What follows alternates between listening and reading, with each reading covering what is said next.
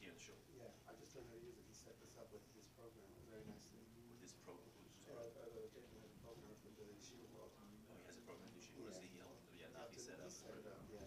I see. Who is the programmer? Who goes everywhere? Well, he doesn't go with it, but he works at night. He works at base. He has late job. So I it's see. like at night. I see. Sometimes.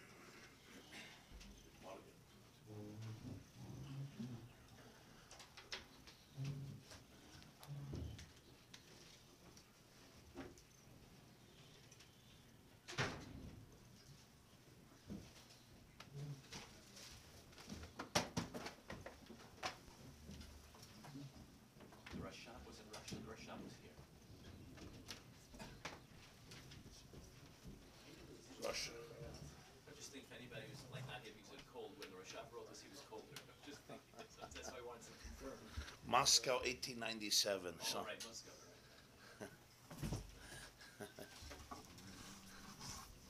So he came here, or the Rayats came? No, he never did. He passed away in 1920. The Rayats. His son came here.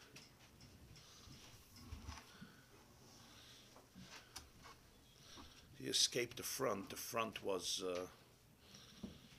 the First World War. The Germans invaded Russia, so he escaped that front because his city was to be under their occupation. And he went deeper into Russia to a place called Rostov, which is at the Dan River, and that's where he passed.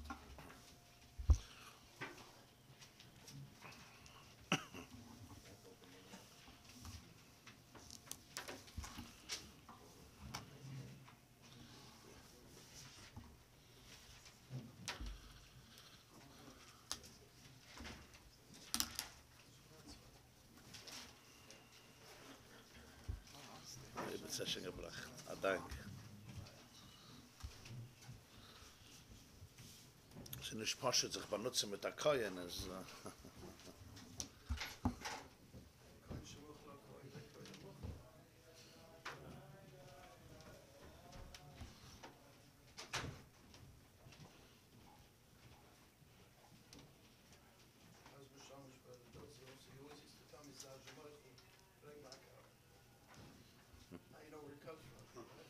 Sei schon Michael. Als a Koyen, he said it.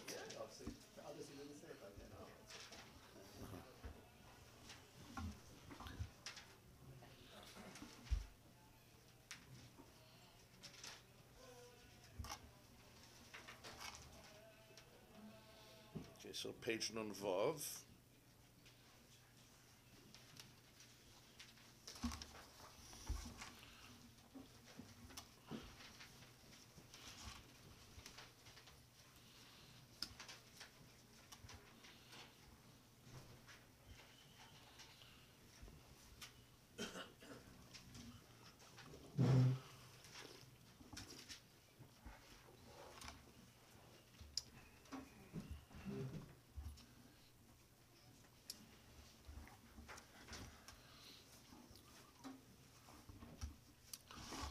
So the Novi says, there's an expression, Hayispoyer Hagarzin al Hachoitzev. Will the axe boast over the Choitzev, the builder, the chopper, the wood chopper, yeah? Choitev Eitzecha v'shoyev meimecha. Al Hachoitev, on the one who chops it, meaning the one who employs the instrument. Meaning, even though we need the tool, because the tool is what allows us to do the construction in a particular way, according to the particular function and utility of that tool. Everybody understands that it's not the tool who achieves the feat, it's the person using the tool. And that's why we don't compliment the tool or praise the tool or attribute the construction to the tool, or say, look what a job he did, because we understand that the tool without the person is close to worthless and meaningless. Not that it's meaningless, because it's the tool that allowed him to build, but the tool devoid of the person is absolutely meaningless. It's the person who's utilizing the tool in a particular way, and that's the person who gets credit. And the reason is because the tool is a lifeless, inanimate item. It doesn't have initiative, it doesn't have bchira, it doesn't have the power to build. It is what it is. It's a tool, it's an axe, it's a hammer, it's a drill, it's a screwdriver, whatever it is. That particular tool, a beam, a plank, any tool, the guys in here is obviously a metaphor for anything used in any form of construction. It does nothing. You have the person who uses then the tool. So therefore you attribute it to the person. If somebody slams their door, if somebody slams chas v'shalom a door on your finger, I'm sure some of you experienced, ever got your finger stuck. I'm not talking if it was b'mezid or b'shaygig, it's not relevant. So a child, right, he could still feel it, right? Even though it's not life-threatening usually, but just the pain, yeah, and the agony. So when a child stubs his toe on the couch or on the corner of a bed, you know, the corner of the bed, when the spikes are sticking out or the metal is sticking out.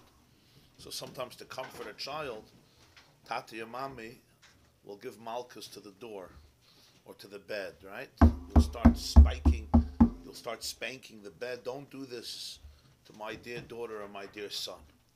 But usually, part of getting older, part of getting mature is, even when somebody slammed the door, you're not going to go to the door and get angry at the door. Even though the door is the one who caused the pain, nobody else did. But we all understand the door didn't cause the pain. The door was only a completely lifeless instrument. Somebody slammed the door. Yeah, without the door, it would have never happened. So that's the example.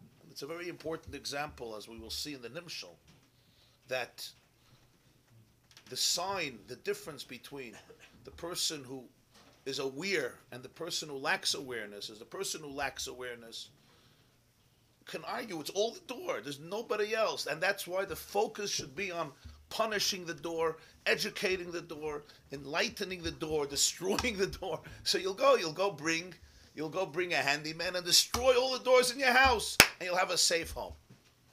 But we all understand that that's not the issue. The issue is you have to find the people who are slamming doors.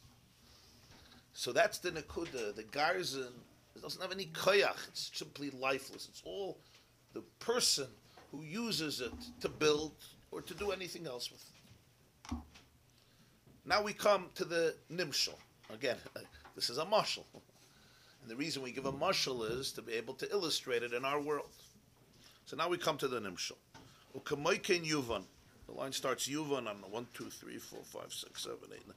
10 lines from the bottom, I think exactly nun vav. Kamoyken yuvan. B'hamimutzayim ha'alyonim. This gives us understanding. And all the mimutzayim al-yonim. Mitzayim al-yonim, mitzayim means intermediaries, like a mamutza is in the middle, like emtza, right? Mimutzayim means al-yonim means all the intermediaries above, which means the whole chain of evolution from the highest to the lowest. Evolution here I'm referring to spiritual, evolution from the spiritual to the physical. Shem rak garzin biyad ha'chaytzev. They all exist, and they're all results of what we would call Shem Elokim. But they're all like an axe in the hand, in the arm of the builder, of the woodchopper. Shal yodam over hashpah. It's true, through them, the hashpah travels. Just like without the axe, without the hammer, I could not put up this building. So I need it. This is the tool through which I can achieve this goal. But there's absolutely nothing attributed to them. That they have their own koyach, their own resource. They have absolutely no choice to say, you know what, I'm not interested. It never happens. The hammer tells you, I'm in a bad mood. I'm not doing it today. You want to build? I don't want to build. There's no partnership like that. When you have a partner, he can get into a bad mood and quit on you. The hammer, when he gets into a bad mood, it basically means he's not functioning. He may be broken. But that's pashut because it's not around anymore. He's not functioning anymore. But the whole Indian is, it's not a Bal B'chira, even though it's an important tool. I never saw somebody get out of a taxi and go over to the car and say thank you to the car. You said thank you to the taxi driver. That driver didn't do anything. It was the car who did it. Let's face it. In this weather, what can a taxi driver do for you? It's all the car that did it. Right? And the answer is, of course, we're thankful for the fact that there is a car that was built by people that we could use in these weathers. But we all appreciate the fact that it's the person who uses the car, the person who defines how to use the car, the person who does the driving. Etc. In almost everything in the world, you can find the same mashal. It's all the concept of how you spoir agarzin al hachoitziv. Well, the axe boast over the wood chopper. So there's no b'chira that they have. Kiyim ha-mashpia hu elikus. The mashpia, the entire source of the flow is always Hashem. It's godliness. Shemashpia b'tzayni yizbarach. Coming from His will. V'nimshach hashpa edem u'mitzayim anam. So why do you need hammers? Why do you need tools? The answer is, these tools are instruments through which the flow is communicated in order for there to be able to emerge the reality of physicality of the material world. So they should be able to receive a hashpah, flow of light and energy which is physical according to their capacity. So those are the kalim. So those are the instruments that are used in order to be able to make the energy suitable to this particular nivra, as explained at length. So there are tools, there are memutzayim. That's what we call kalim. That's what we call levushim. We call them spheres. We call them halemus. We call them tzimtzumim. We call them they're all various instruments. Just like the water, the mashal with the water. You have, we're learning now about that. We learned about the Nile, right? These parshas. The Nile floods every August, and that was the source of irrigation for all of Egypt. The Nile would rise. It was a fascinating thing. I mean, now I think they built a dam there, so I don't think it rises anymore like it used to. But every single August, Egypt, the entire civilization of Egypt was living in an arid desert. There was no way they could live. But they had this great blessing called the Nilus, the Nile. Every single August, it would rise and flood the entire terrain. And number one, it would allow them to plant. It would give them a very rich soil filled with mud. They could have papyrus, and they can have a lot of vegetation and a lot of produce, and build boats and have lumber and build an entire civilization besides the source of the water being clean and rich and fresh for drinking and attracting a lot of fish and animals and crocodiles, as the Navi calls Parei a crocodile. And that's why they worship the Nile as a god. This was their source of civilization and arrogance and growth. And the water becoming blood was only a sheer, was only a reflection of what really was the underlying story of the water, which was that it was being used to cover up genocide. So what would they do is Rashi brings it to something called Ya'orim, right? Para Oimed al HaYa'or. What they would do is they would create channels, ditches in the ground, so that they would channel the water to everybody's field or farm or orchard and water it, because just a flooded river is not going to help you. You direct it and you harness it and you restrict it. So it's the water that waters the garden, but you had the various ditches and the various canals and walls of sand that you built, and you opened the gate and you allow the water to come in and not to come in, so you get the exact amount in order to be able to suit this particular garden or this particular orchard. You need more water, you need less water. Just a flood won't do you anything. So that's again a mashal, that the water is the one who irrigates. The water, however, travels through various channels and chains which restrict its flow, but harness its flow and direct it, and therefore also obscure part of it or hold back part of it, not because you don't want the water, because you want the water to be able to come to this field.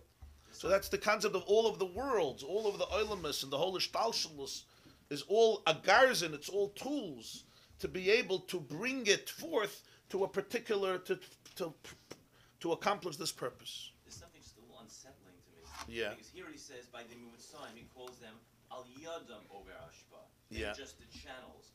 But higher up, that's Mamish, the Lashon he used about Shem Elokim. He said about Shem Havaya in the middle of the page there, Ratsh over Al Yedei Shem Elokim. Yeah. V'nimtza the Ikar Har the Shem Ayov and Nimshacha or Al Yedei Shem Elokim. Yeah. So if you took that and those analogous words to the extreme, it would sound like he's talking about Shem Elokim as also being a Memutza. That the Or goes via Shem Elokim, Nimshach Har Yedei Shem Elokim, and via Ikar, the same way these Malachim are Mutzaim. You wouldn't call Shem Elokim a Memutza, no. Right, so that's why he says in the brackets on the line that starts Elokim, Avaydei Malachim u'Mazalis Shesharshan M'Shem Elokim. Shem Elokim represents the Koyach HaGvul in the Rebbeinu Shalom. We learned before from the Avodas HaKodesh, Reb Meir ben Gabbai, who says that Oirein Soif Yesh Lo Koyach B'Gvul Kishem Sheyesh Lo Koyach B'Bli Gvul. Shema Ta'omer Sheyesh Lo Koyach B'Bli Gvul Vein Lo Koyach B'Gvul Ata Mechaser Shlemusai. Part of infinity, so to speak, is the capacity to be finite. That's Shem Elokim. That's a kavayachol, something within Hashem Himself. Where is it manifested? Where is the impact of that capacity manifested?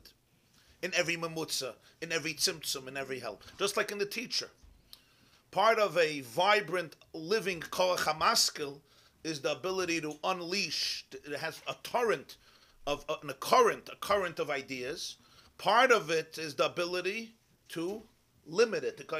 Where is it manifested? In a metaphor, in an illustration. So that brackets is to try to make sure I don't make the error. Right. Shesharsha M'Shem Elokim. So yes, it's all a symptom of the koyach of Shem Elokim. And that's the point, that Elokim really is one thing with Yud Kei Vav Kei. From the teacher's perspective. Because Ein Etzem, Master Al Etzem. That's where the Halach and Shulchan Aruch comes in Siman Tzaddik Aleph and Archaim. That you can't put, for davening, you want to cover your head. Chazal said to cover the head for davening, you shouldn't put your hand on your head. I mean, you could put it, but it's not considered Kisur Rosh. That's what the Poskim say. That's what the Rishonim say, and it's brought in Shulchan Aruch. In Archaim Siman Tzaddik Aleph, the Mechaber, and the Tur, and the Shulchan Aruch Harav, and the Mishnah Berurah, all the Poskim say it. And what's the reason for it? The reason for it is, the Mishnah Berurah articulates it, I think it's a verbatim quote of Shulchan Aruch Harav, if I'm not mistaken, that since it's Guf Echad, so Guf Echad eino yachal lechasas aloyse Guf. Something like that. Since it's one Metzias, it's one entity, my hand is my head, so it's not really a cover-up. It's damn interesting in Halacha.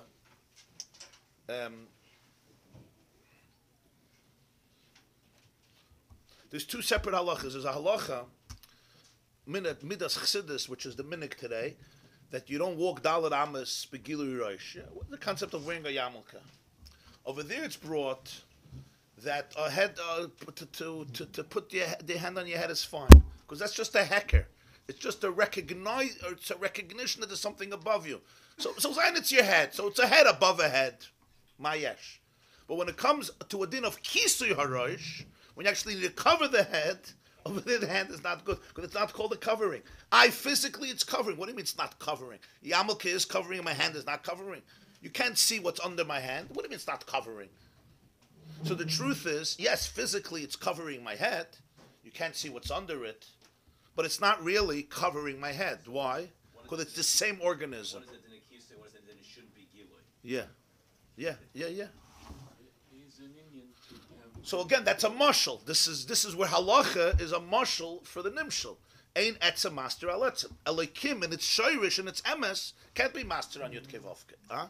It's an Indian Kabbalah to have two head coverings. Two makifim, yeah. The kohen gadol, because the kohen gadol. Somebody's sitting with a yamal. He wants to make a bracha, and the hand is not there. You put your hand on. He's saying on the yamalke, because you're putting your hand on the yamalke. Is it So it's a two kisui or on the yamalke, not on the is it head. two or not? Okay. Is it two? You're saying it's a kisui on the yamalke. I don't know. Well, it's brought in Poskim, I think in the Mishnah Berurah, the Aruch HaShulchan, that maybe even the Magen Avram, that if you have a sleeve, for example, and you cover that, it is fine. It's just the bare hand. My sleeve is already not chelik of my guf.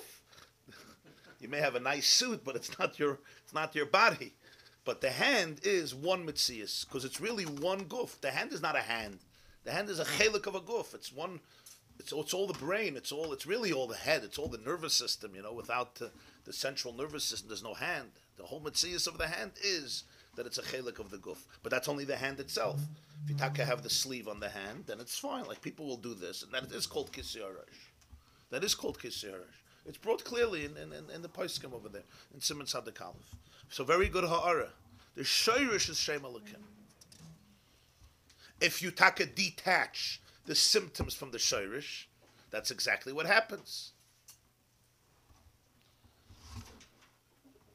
So therefore, v'nimshach hashpah, commission is boyer b'makam acher, as explained elsewhere, be'inyin u'beirachecha Hashem Elokecha b'chol hashatas.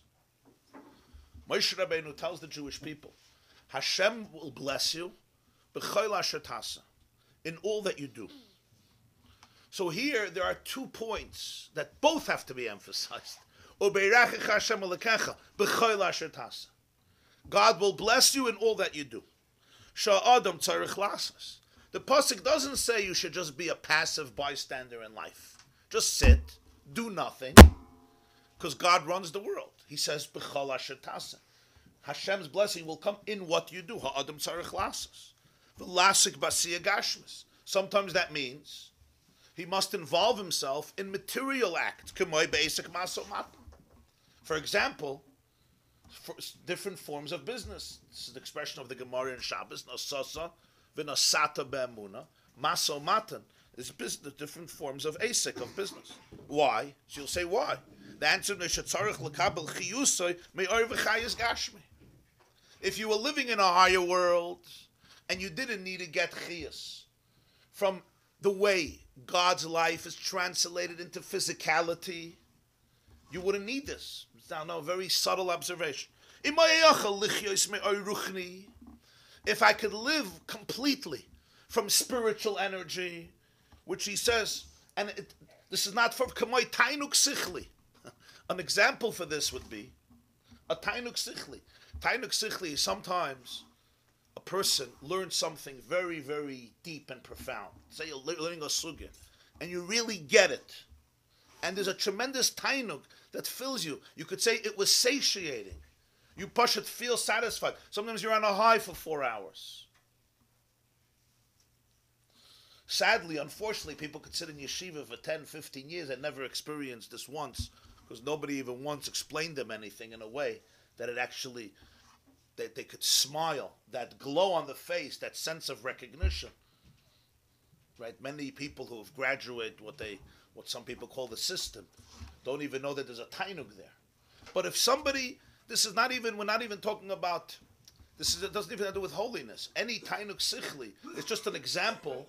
It's a life force, it's a vitality. But as we know, a person can't live off this. It's good, but you can't live off it. Dugmas, Kabbalah's chiyus hanashamas began Eden. And that's really, when we speak about neshamas and Gan Eden, they live. Shemakabim chiyusam me'asaga be'elokos k'maimer, yoishvim v'nenen miziv hashchina. K'moyla asit shamar razal, brachas yidzayin, oilam habayim be'lo yachila, lo yishsiya, lo tzadikim, yoishvim aterseim b'reshein, v'nenen miziv hashchina. Harei bedugmas Kabbalah's chiyus achshav me'achilu yishsiya gashmis, kenyiyah lo asit Kabbalah's chayus ma'shehenu miziv hashchina. Neshamas and Gan Eden also need life. Everybody needs oxygen in life. But a soul without a body receives its nurture, mamish, just like, and again, here's a mashal for the nimshal.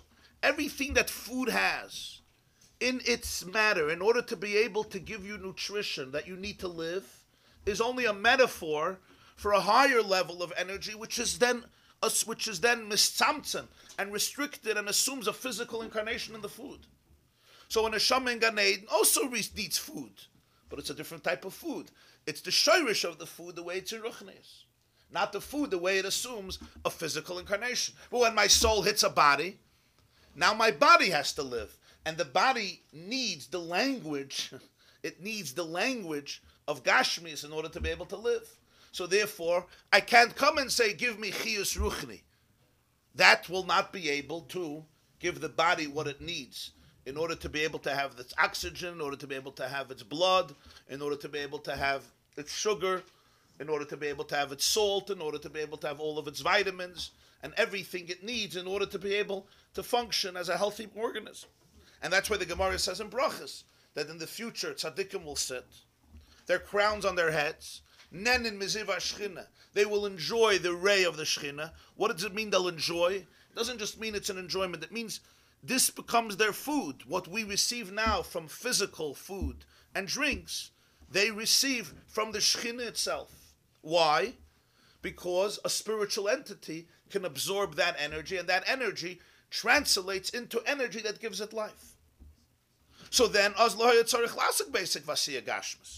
if somebody could live off on Ruchni, then they don't have to get involved in material actions. Because the person ought to receive their life force in a physical fashion. You need physical. So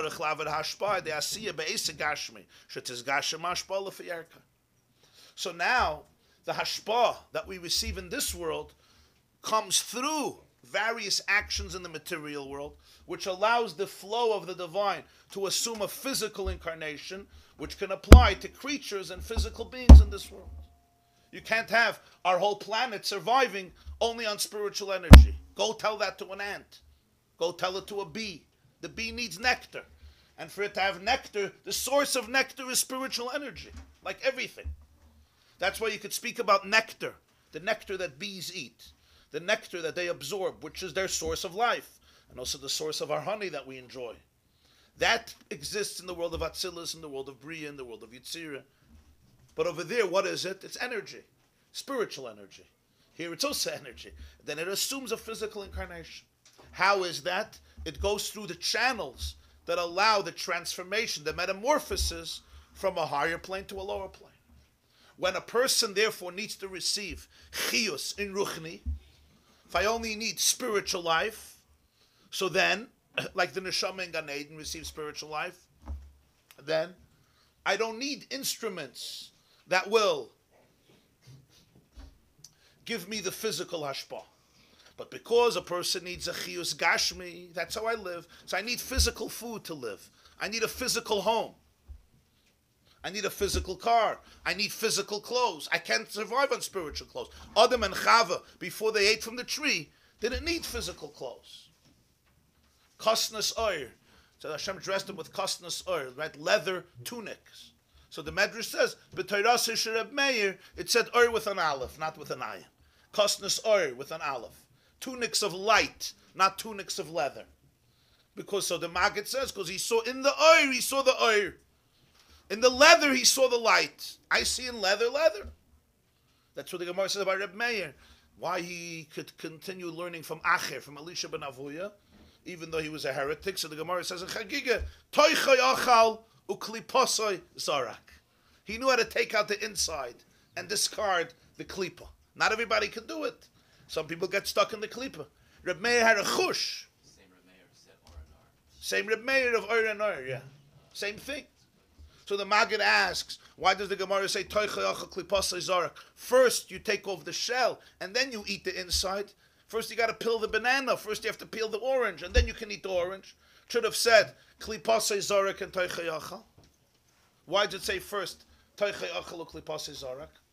The answer is that this didn't happen just now. One of the answers. It didn't happen just now with Elisha ben Avuya.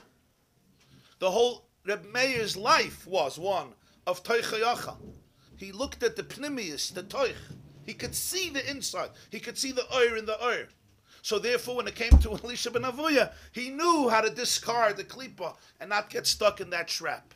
It wasn't easy for everybody. Other people had to dismiss Elisha ben Avuya and not relate to him anymore. But Reb Meir understood how to take the inside of Elisha ben Avuya. What's the point in all of these things? To create a physical world, the Rebbeinu Shalom's Hashpah had to go through the channels that allow it to assume a physical incarnation. And now for me to bring it to me, I need money. Money is physical money, not spiritual money. At least according to many opinions. If you want to take the analogy to Elisha ben Avuya to its extreme logical conclusion, you may have said when you spoke about with Elisha ben Avuya before, that he recognized not just the total Elisha ben Avuya, that he had a lot of good Torah in it despite the bad stuff, but that even where he had gone wrong was a perversion of yes, of his energy. Of his own ishtalshalis. Yeah. Dysfunction. Right. Right. So, Berachach Hashem Elokecha b'chol asher tasa. What's the tasa? I can't just say I'm going to involve myself in heavenly matters because I want to produce physical production. Physical production means something that's going to produce something physical. Whether I'm working a factory or I'm farming a field. So I need the physicality, and that's what's going to produce the physical fruits which I'm going to live from. V'chitoimru ma noichal b'shana hashviyis, ma noichal. So for that, I have to go and deal with the physicality. What is this? Is this God or is it not? Because he said it's all divine. But it's the way the divine is channeled through physical channels in order to produce physical productions, in order to produce a benefit in this world that I should be able to function. Amnam etzem hashpayim elikos. But no different spiritual or physical. The hashpa itself, the flow itself is godliness. Rakshay veris hashpa. It's channeled Aidem Mitzayim through the intermediaries, the malachim, umazolas. That's on a higher plane. And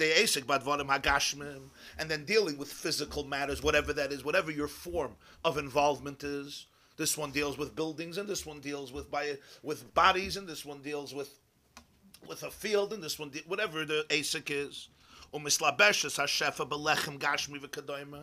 you need the shefa to go in through lechem gashmi, physical bread, physical food. And through this lechem, through this bread, you're makabel your chiyus.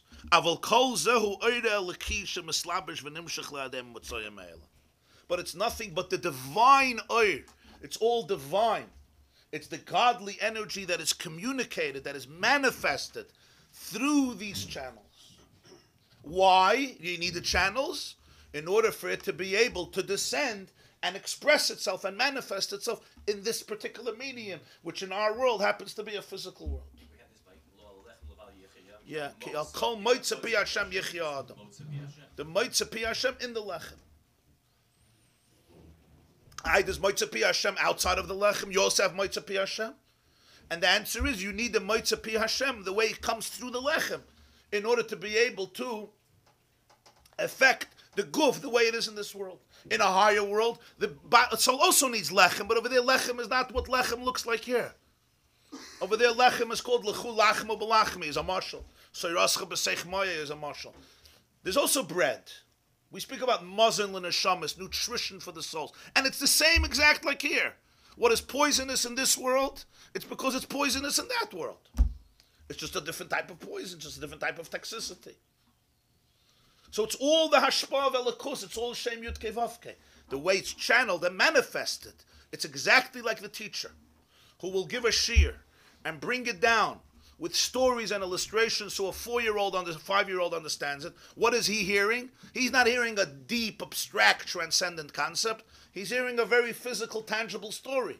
But that story contains what? It contains a depth. And hopefully from the mashal, he'll be able to get to the nimshal. Why did you need the story? Because you want to reach his mind. If you don't want to reach his mind, you don't have to tell any stories. If the Ur doesn't have to come into the Olam HaGashmi, you don't need any stories, you don't need any mashal.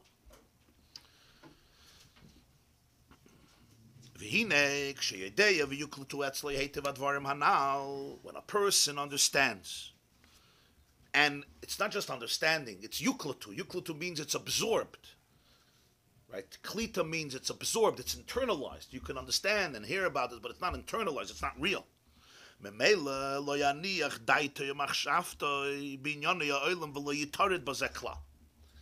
The result of this is that a person's mind and thought doesn't get yitarid, it doesn't get stressed out and consumed by everything that's going on around them in their world. It won't be something that's matrid. Matrid means it makes you tired, exhausted, drained, depleted. You become stressed. You remain completely divine conscious.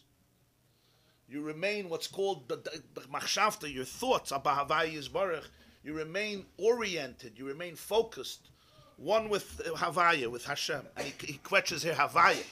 B'tfila v'Torah. It's expressed in the person's davening and the person's learning.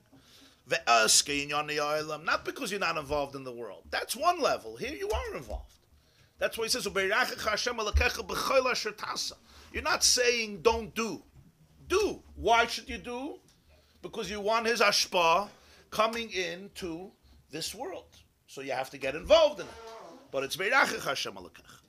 But all this stuff, the involvement with the world won't confuse him. Lo yavalbula means it won't confuse him, it won't disorient him. V'lo yimnu oisim avodas Hashem, and won't take you away from your dvekus, from your relationship, from your oneness, from serving Hashem. You won't think that when you're in the workplace, you're in a different environment. Right. The workplace is not a distraction from shul. Here I was with God, and now I'm in the real world. It's the same reality. Even though it's a different form, it's a different seer. Why?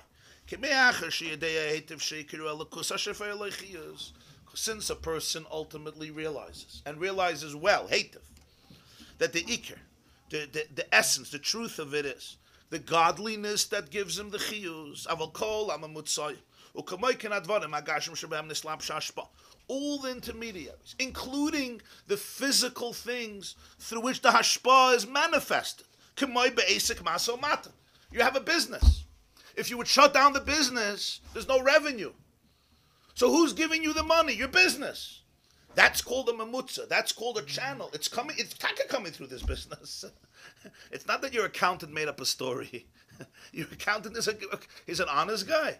This is your keli, this is your structure that's making money, whatever it is. This person is a dentist, and this person is running a gym, and this person is a real estate man, and this person is whatever the issue is, this person is an Uber driver. His car is what's generating him his revenue, large revenue, small revenue, but it's always through a keli, through ashpa. When the door slams on my finger, it was the door. It was the door. So you should start investing in doors. Start developing animosity to doors. Take the door with you to therapy to figure out why you're so angry at it. You'll say the person Nebach needs help. Yes? The business is Kigarzim. Yeah, that's what he says. Kigarzim biyad ha'chaytzav. It's like, do you need the garrison? Of course you need the garrison. Do you say, no, I don't use a garrison. I have Hashem. He helps me. I don't use a garrison. I have to build a sukkah. I don't need a garrison, sorry. It's sukkahs. The Rebbeinu Shalom needs a garrison. A physical sukkah, yeah, you need a garrison to build. That's how it is. That's the levush, through which somehow the nail doesn't understand. The Shir Masechta Sukkah would be great if I could get up to my sukkah, to my walls, say, Rabbi, it's sukkahs tonight, sukkahs have developed, and suddenly the walls will just stand up, but somehow my walls don't do that. The walls understand one language. It's called afrask. With your children, you have to learn how to speak. With the walls of the sukkah, you got to get physical, as they say. You just have to know. When they say there was a maisa, there was some fellow, some bachir, he went to the Rav, he says he wants to go to university to study architecture and building. He says, why? He says, every year he builds a sukkah, and a wind comes and destroys it. And he's sick and tired. He wants to really learn how to build. Rabbi says, for this you have to go to study. You learn Masechta Sukkah, the first Perek, and you'll get more than any classes. You'll learn the Gemara, you'll learn Rashi, you'll learn about everything. You'll even learn algebra and trigonometry and shapes and size, a whole Sukkah, the Daf Ches, Daf Tes, with circles and squares. You'll figure it all out. Okay. He goes and he learns Masechta Sukkah, Be'iyun, a few months before Sukkot. He builds his Sukkah, and Erev Sukkot, an hour before Lichtzin, then whack, a wind comes, boom, the whole Sukkah is Ba'arba Kanfas Haaretz. It needs Kibbutz Goliath. Comes running to the Rav. Rav says, yeah. He says, unbelievable. I learned the whole first Perek of Sukkah. I learned Rashi. I built the Sukkah, and this is what happened. He says, yeah, Tosfos asks that. Okay. So, in one world, what else do you need? What else do you need? Gendik, that's fine. Tosfos asks it, you're good. So that's the B'chol Asher Tasa. And the Tasa means something else in every world. In this world, it means, so he says, there are the physical things through which the hashpah is enclosed. For example, your particular business line, whatever it is. Every person has what they're involved in through which they chant. Or now take not the revenue, but the results. You go and you buy food. This food is what's giving me life. Just like this business is giving me money, this food is giving me life. The truth is, Einam klum mitzad atzman. Just like the door slamming. They are absolutely, he doesn't say Einam klum. That would be contradicting the whole point. We don't say that the mashal is nothing. We don't say the Hester is nothing. We don't say Elikim doesn't exist. That's not the Chiddush here. We're not saying if you go back pre-Tzimtzum, there's not, that's true. Einam klum mitzad atzman. It's not a real Hester, that's the point. Mitzad atzman einam klum. Of course they serve a purpose. Of course there's something. It's part of God's system. The point is einam klum mitzad atzman. Don't worship it independently, autonomously. On its own, it's insignificant. It's exactly like the tool. What's a tool going to do for you? Nothing. Absolutely nothing. They do not constitute the source of his life force. Not the bread and not the business. Not the bread or the vegetables or the fruits or the protein. I know today bread is controversial, but it used to be in the world that a lechem was considered a source of nutrition. Today, Baruch Hashem, we have the prosperity to say, bread? You're crazy? Me, bread? I haven't eaten bread in 39 years. But life was not always like this. A piece of bread was considered very, very valuable in Russia. If you had bread, it was gewalt. So lechem was considered a suda. But if you want to change it with proteins, it'll zayin protein. So that's not the Makar Chayus.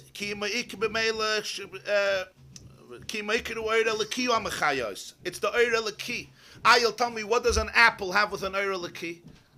What does a piece of fish or a vegetable have with an Eira Laki? What does my business have with an Eira Laki? It's basically how the world runs. The answer is no, it's all Ilakus. Through a Lavush.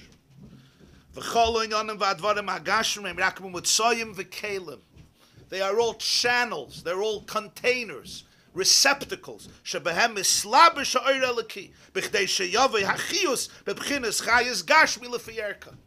In our world, the kelim are such, they are, what do you call them, transmitters. Transmitters that transmit the energy and transport them into a physical incarnation to be able to give life to physical matter. Whether it's the human organism or whether it's anything else on this planet. Take rain, take snow, take heat, take light, take thunders, take lightning. All of these are physical phenomena. They're really spiritual energy. You have rain the way it exists in the spiritual world. But what is that going to do for my field? What is it going to do for my tree? My tree needs water. The ecosystem needs to be able to live in the balance of its physical needs based on its physical chemistry. So the hashpah of the divine is transported and comes through these mediums, and that's why I have to have some physical revenue. If you come to Torah and you come to Hashem and you say, I want to make some money, somebody once told his students that he found in Kabbalah a big zgula for Parnasa, and that is to get a job. Right? It's not such a popular zgula. But they say that it's a zgula. Yeah. So you say, what do you mean? You don't believe in God? And the answer is, it's the other way around. You believe in God, that God is not only in heaven, God is also in earth. The system that he created is also divine. Yeah, but are there exceptions? Of course there are exceptions. In the Midbar, they sat and the man came down every morning. And if a person is in that pchina, Adir Haba. It says, there's people who in this world are like Meir and Olam Haba. But you have to know if you're in that pchina. So therefore, when somebody is in that space, all of the issues that he's facing will never stress him out. Not that he doesn't deal with it. We're not talking about you deal with it, but you don't yitrudu. Yitrudu means it creates a tirda. A tirda means you're depleted, you're overwhelmed from it, you're exhausted. Because you don't see them, you don't give them that significance of being the core, the essence. This is the source of my life. This is the source of my happiness. And therefore, if something is wrong here, I go crazy. I have no life. which you often see with people. How easy it is to get stressed out. Somebody made a comment. Somebody said they'll do this. Somebody said they won't do this. Somebody sent this text. Somebody sent this email. And for the next 3 days, this person has no life. He can't be a father. He can't be a husband. He can't be a mensch. I lost myself. Why? Because I worship all these forces. So they have such power. Of course I get overwhelmed. Where's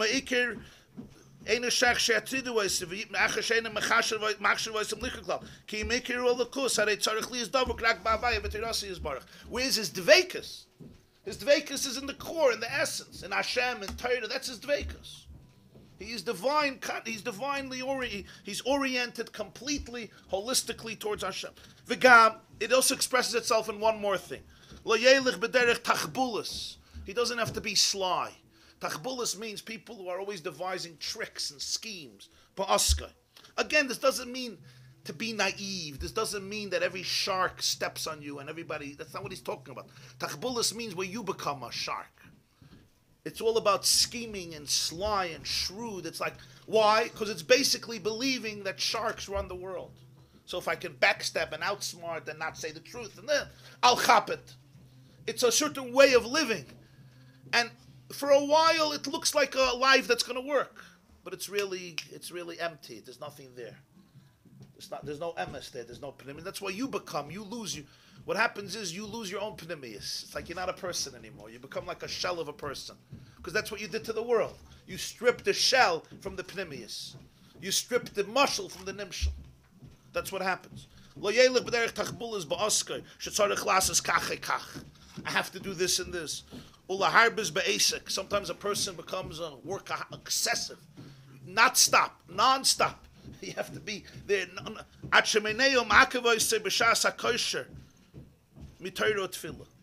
do you see this? What's called long? He says, you see, it takes you away. It takes you away. It's my neo makavai se b'shasa kosher mitoida from davening. Kim yasik basic lefiyerka. You could do your business, you do your work. Lefiyerka means according to your capacity, according to your skill. Shouldn't take you away from davening in the right time.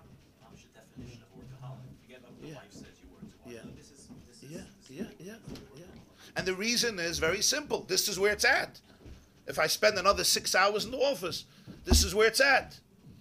Children don't have a tati. Where it's at. Very nice. They want to live in a house. They want heat. They want electricity. Then they want to go away for the summer. Then they want a vacation. Then they want to go to Florida. Who's paying the bills? You got to know who's paying the bills. So that's the cheshbon the person is making. He is you're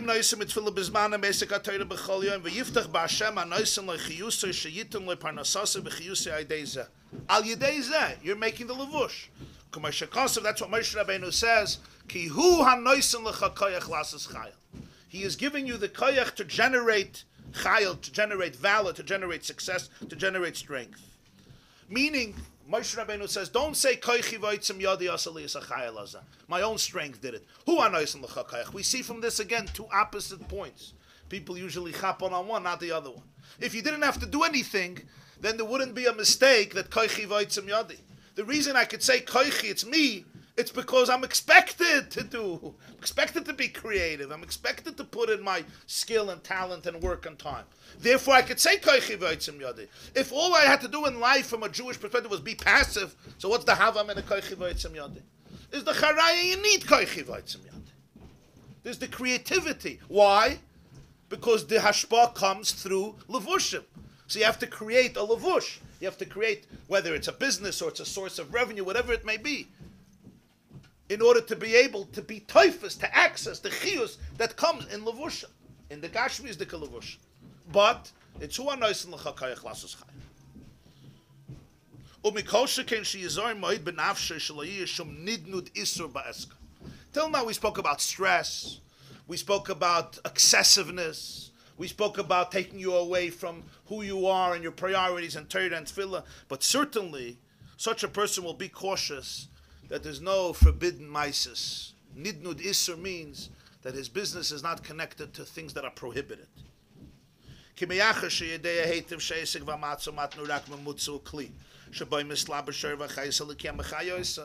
Person knows that the whole business is only a vessel, it's a container. But what is being manifested, what is being channeled? It's divine energy. So you need that the vessel should be suitable for that which wants to come into it. If your whole keli is filled with even not filled, nidnud means even a little bit of isur, of things that are prohibited, repulsive, immoral, promiscuous. So it's not a suitable keli for the earth. So the keli needs to be clean. It has to be edel, refined from prohibitions, from sin, from negativity.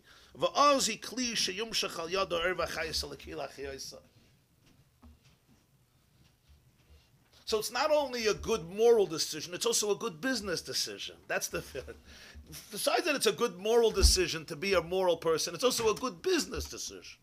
You don't really see holy people having more money because they have I don't know that he's talking about holy people. He's talking about you and me. That's the mistake. We think there's holy people and then there's real people, right? There's holy people who are hunchbacked. They don't know the world. They don't wear glasses. They don't see anything. People drive them everywhere. They barely walk, right? They barely live. That's not, that's, huh? Where do you see that Ovid Hashem, somebody that does the right thing, is a better keli? I think that people who live really an honest life are much happier people. They have much better relationships. And maybe money, sometimes a person will see more, sometimes, but it's called clean money, calm money, serene money. And everybody knows that money without menuchas hanefesh is worthless. Menuchas hanefesh without money is also a little problematic. That somebody once told me, he said, listen, money doesn't bring happiness, but it certainly helps. And certainly not having money could be a source of misery, right? But there is money and there is money. In other words, a person who lives an upstanding, honest life. So the truth is, long term, anybody who knows, you probably also make more money. It's just a different type. Because when people can trust, when there's integrity, it shows up. It doesn't mean there's no nisyonis. Part of this world is also nisyonis. Right? They say no good deed goes unpunished, right? We know that. There's nisyonis also. But that's another helm. That's just another helm. It's a challenge. You don't have to get in a spol from it. You don't sell your soul for it. But people who don't sell their soul is not on sale. People have a different respect in terms of money. Partners, investors, clients.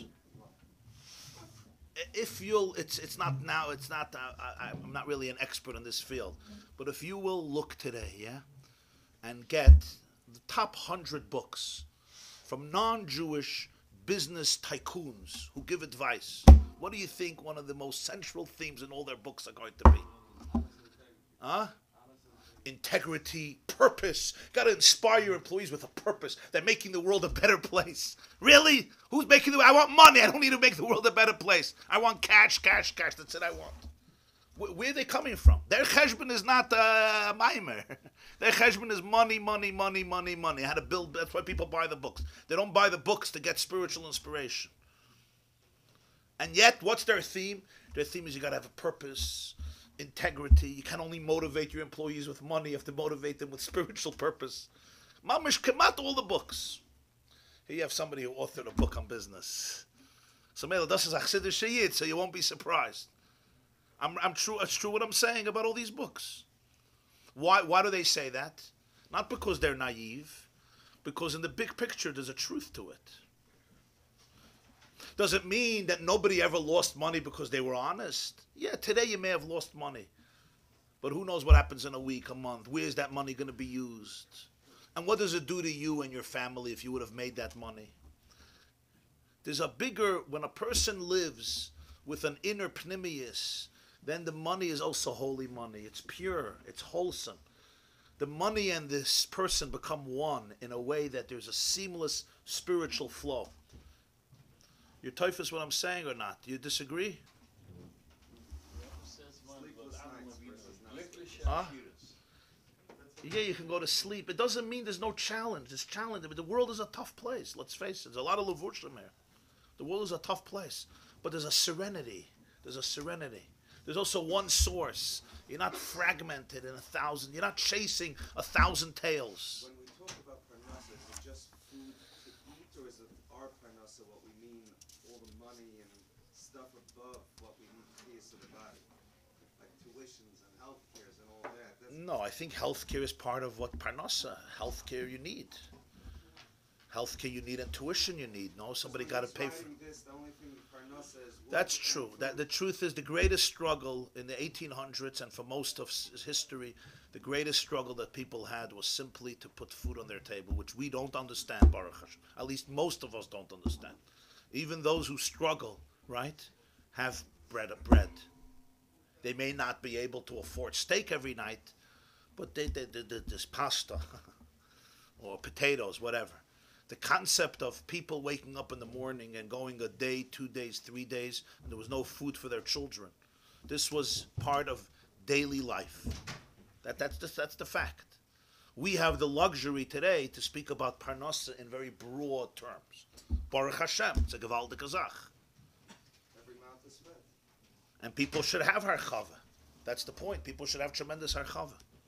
But harchava in Gashmias could not be divorced from harchava in Ruchnias, because it's a short-term solution. It's like a drug. Drugs make people feel very good. So somebody will say, nah, they do make you feel good.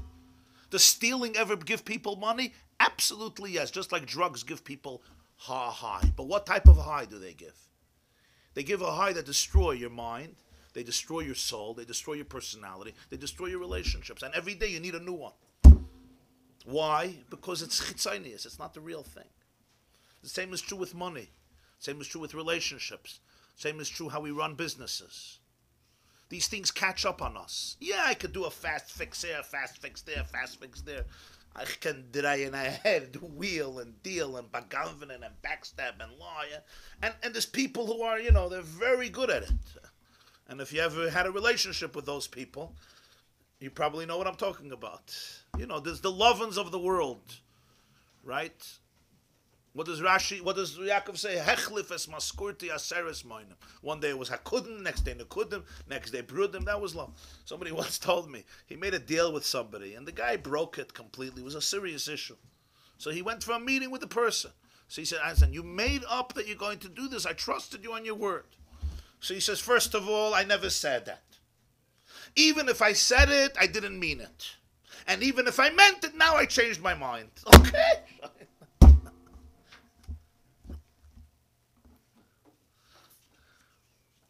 And that's also a lesson sometimes. Sometimes you have to learn how not to be. That's also a lavush. That's also a lavush. Yeah. Doing business not according to halacha, like eating a tamei food or stolen food, which gives you the same nutrition. We equated it to eating food which has. You're saying when you eat treif, you're getting nutrition. Right. And when you eat on Yom Kippur, you're getting nutrition. When you eat chametz on Pesach, you're getting nutrition. Well, not that, because that's carbs. Now I realize why God said not to eat chametz on Pesach. I never understood. Pashut carbs. Zman cheresenu, no carbs. So what do we substitute it? We substitute it with lady fingers and macaroons and schmirling chocolate, much more. Yeah, we didn't get the message. The Gemara says matzah is rishus. Only by night you have to eat matzah. The answer is that, like in everything, you're stripping the chitzonius from the pnimius. Short term, it could work. Long term, something that damages the soul is not going to be effective. So begashmis, if a person eats something that's Begashmis, I could steal money and go to the bank and deposit it and buy a beautiful car with it. People do it all the time. It's going to work.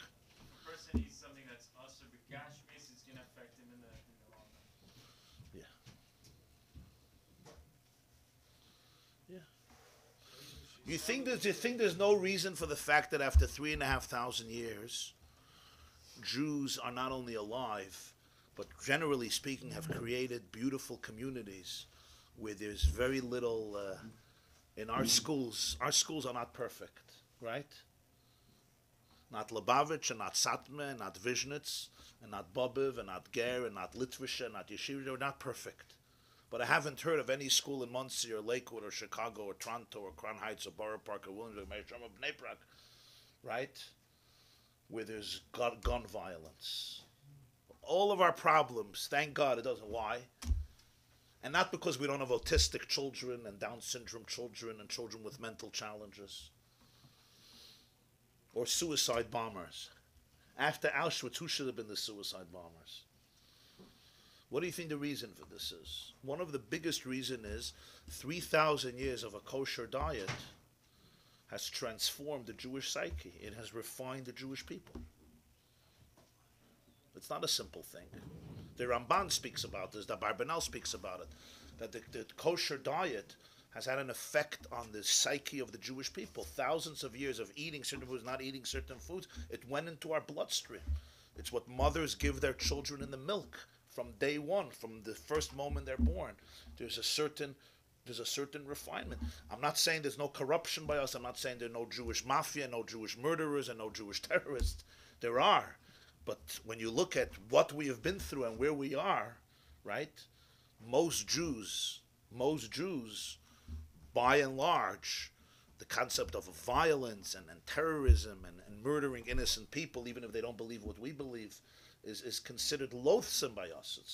Our motto is Oysa Shalom B'Mremu V'Yasa Shalom Aleinu, After Auschwitz, who should have been the suicide bombers? The Arabs. All Jews should have been suicide bombers. It was hard for Jews to kill Germans. It was hard for them to kill. There's a reason for it. And part of it is kashrus. Does it show up right away? It doesn't show up right away. But when you don't feed your soul, ultimately it catches up. Just like a person lies. Can I get away with a lie? Of course you can get away with your lie. How many people lie to their wives every day? Huh? Not in this room, but how many people lie to them? Can you get away with it? Yes, you can get away with it. For how long? It's like if you live off credit cards. How long can you live off credit cards without having $1? Anybody did it ever? So I asked an expert.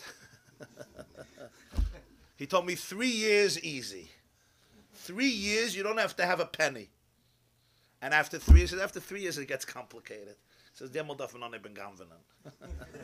3 years. So why can't you live off credit cards forever? And the answer is because it's credit, because it's not yours. For 3 years, you could live. Mekablin dain min dain, right? V'amrin Kaddish. Somebody's going to say Kaddish. But the same is true with everything in life. You could live off something that doesn't really belong to you for a while. But at some point, it's just too many things catch up. The same is true with all these things. A person could live with something that is alien to him and is not true for a while. But at the end, it comes to bite you. Because it's not real. You're tough is what I'm saying. You agree? Huh?